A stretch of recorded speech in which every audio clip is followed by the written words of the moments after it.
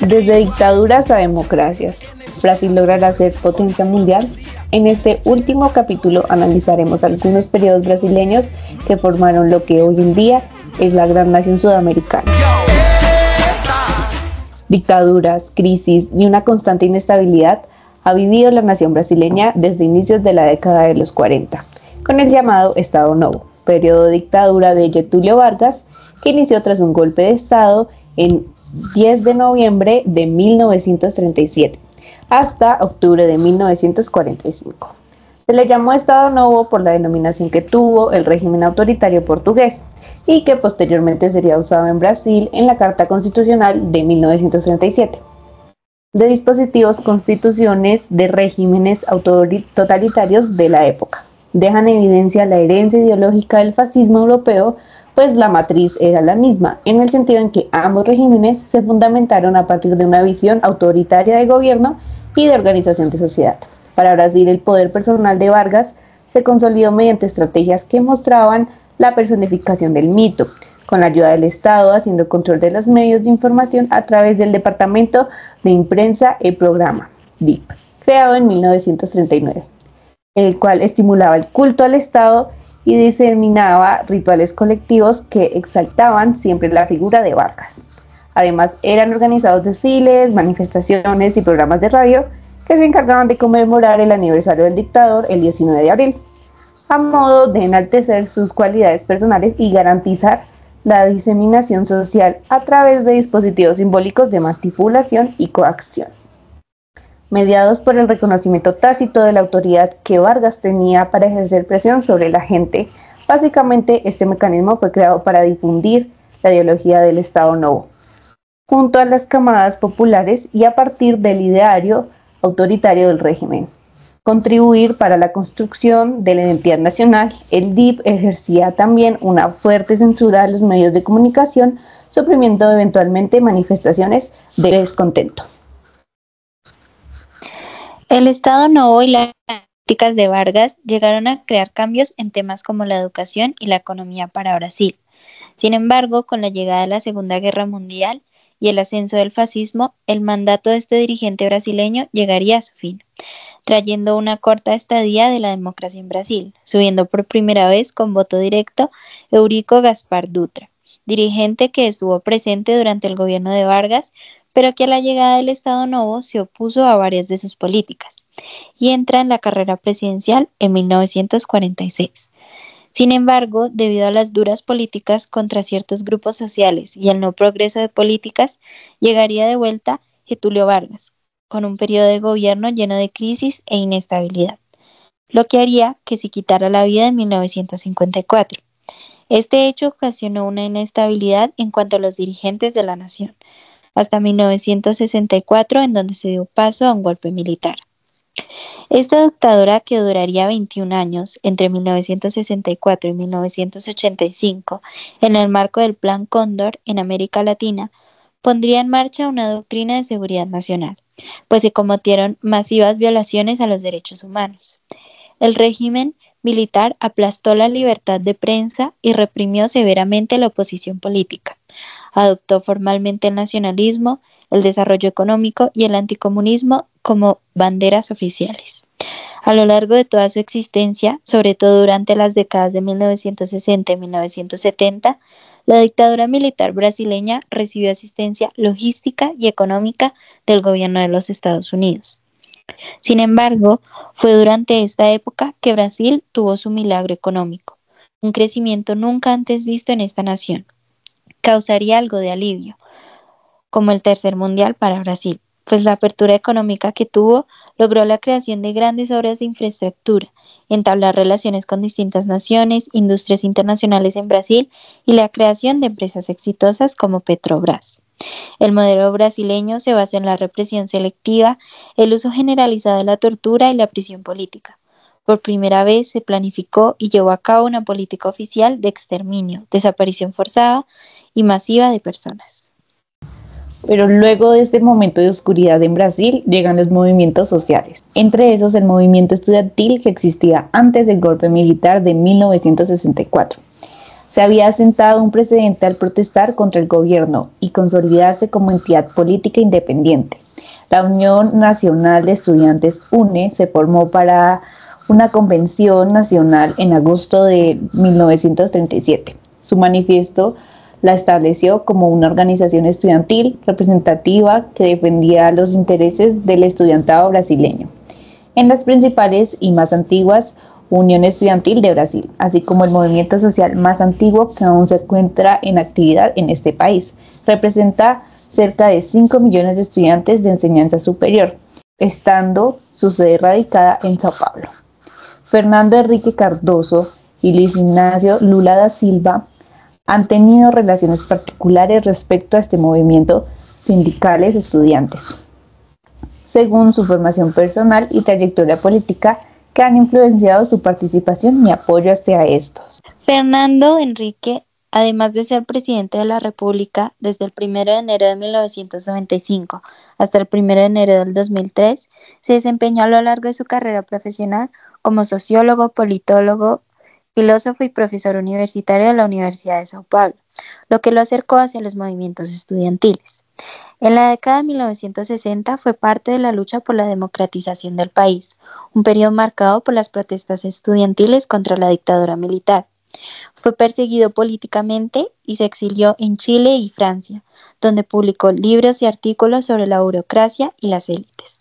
Desde su papel intelectual simpatizaba con las luchas de los estudiantes contra el autoritarismo. La presidencia de Cardoso presenció avances institucionales en materia de derechos humanos, comenzando con una Secretaría Nacional y un nuevo programa de gobierno, debatido con la sociedad civil. El 8 de enero de 1996 emitió el controvertido decreto 1775, que creó un marco para la demarcación clara de los territorios indígenas y desarrolló programas para enfrentar la brecha entre pobres y ricos, como Bolsa Escola, Auxilio Gas, Bolsa Alimentação y Cartão Alimentação. Sin embargo, posteriormente sus políticas económicas generaron controversia en la comunidad estudiantil, que criticó sus reformas neoliberales y su postura frente a la educación pública. Su gobierno aplicó políticas de privatización y ajuste económico, lo que generó oposición de la UNE y otros sectores estudiantiles, que lo criticaron por los recortes en la educación pública, pues consideraban que afectaba el acceso a los derechos básicos como la educación gratuita y de calidad. Se acusaba al gobierno de querer aplicar un modelo de educación orientada al mercado, no a la formación crítica ni al desarrollo social. Otro de los personajes que destacamos es Lula da Silva, sindicalista, político progresista brasileño, antiguo trabajador metalúrgico y actual presidente de la República Federativa de Brasil, cargo que asumió el 1 de enero de 2023, convirtiéndose en la primera persona en ser electa 3 veces para el cargo de presidencia en la historia del país. Dado su origen como obrero metalúrgico, fue presidente del sindicato y fue uno de los principales organizadores de las mayores huelgas durante la dictadura militar del 64, lo cual hizo que avanzara la caída del régimen. Durante sus primeros 8 años como presidente de Brasil, hizo reformas y radicales cambios que produjeron la transformación social y económica del país, que triplicó su PIB per cápita según el Banco Mundial, al punto de convertir a la República en una potencia mundial y en la 6ª economía más grande del mundo. Este sindicalismo hizo que a lo largo de sus gobiernos se mantuviera una cercanía con los movimientos estudiantiles y la ampliación del acceso a la educación. Implementó políticas educativas que beneficiaron a estudiantes de bajos ingresos, lo que generó apoyo entre los movimientos estudiantiles. ProUni es una de estas, que son becas para estudiantes pobres en universidades privadas. También tuvo una relación con el UNE cercana, pues fue aliada en varios movimientos. Esto provocó críticas en algunos sectores que acusaban que el UNE podría llegar a perder autonomía. Ahora pasaremos a hablar de un factor muy importante para la nación, y este es el manejo de la Amazonía. La Amazonía brasileña registró niveles históricos de degradación ambiental en el 2024, con un aumento del 497%, pese a una reducción del 7% en la deforestación, según el Instituto IMAZON. El crimen organizado y la ocupación ilegal de tierras públicas continúan siendo los principales motores de esta crisis, exacerbada por la sequía y los incendios. Y aunque el gobierno de Lula da Silva ha intensificado los esfuerzos para frenar la deforestación, la oposición critica la falta de mecanismos de control y sanciones efectivas. La destrucción de la Amazonía brasileña registra sus peores niveles de la última década, según datos del Instituto del Hombre y Medio Ambiente de la Amazonía, principalmente por los incendios de agosto y septiembre. Por su parte, el Ejecutivo de izquierda ofrece otra versión de la realidad. Las estadísticas oficiales indican que en 2024 la deforestación cayó un 30,6% en la Amazonía. Es una tendencia que empezó en el 2023, en el primer año de Lula en el gobierno, pues después de que el 2022 fuese declarado el año con las peores cifras de devastación de los bosques de la Amazonía legal desde el inicio de la serie histórica, creada a partir de los datos del sistema de alerta de deforestación. Y así como la Amazonía es importante para Brasil, tenemos la cultura. La cultura brasileña es un vibrante mosaico de tradiciones, pasiones y contradicciones que se llega a expresar en el deporte, en la música, en la naturaleza y en la celebración. El fútbol es uno de los aspectos centrales, desde el histórico Maracanazo en 1950, donde Uruguay venció sorpresivamente a Brasil, hasta el doloroso 7-1 ante Alemania en el Mundial de 2014, en donde eran casa de este evento. También se mantuvo la celebración de leyendas como Pelé, es un símbolo de la gloria futbolística y el artífice de 3 de los 5 campeonatos mundiales que ostenta la selección brasileña, que es actualmente la selección más ganadora de la historia. En el automovilismo, Ayrton Senna, un ícono nacional cuya memoria sigue viva, al igual que los grandes atletas brasileños que brillaron en los Juegos Olímpicos de Río en 2016.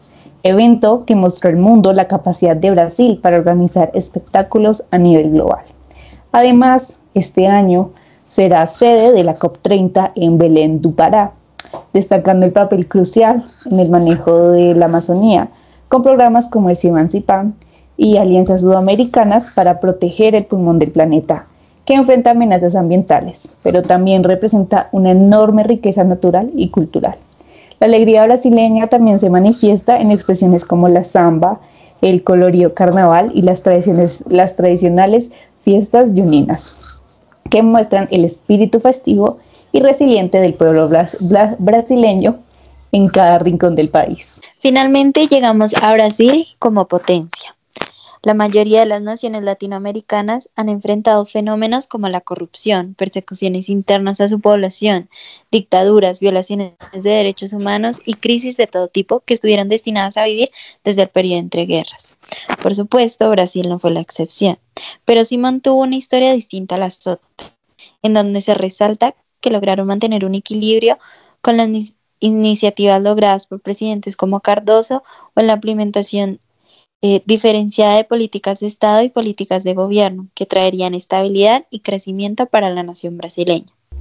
Es así como en pleno 2025, con el tercer mandato de Lula después del periodo de Bolsonaro que debilitó a Brasil, la nación ha logrado retomar la credibilidad y estabilidad que había desarrollado durante toda su historia.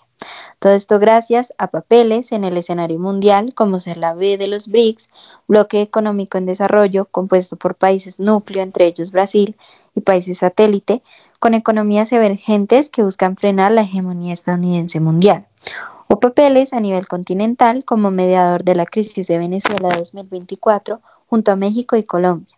Establecer relaciones estables con China como alternativa a este conflicto arancelario iniciado por Donald Trump y siendo parte de los dirigentes representantes de la CELAC en China, en el marco de la convención entre el país asiático y esta comunidad.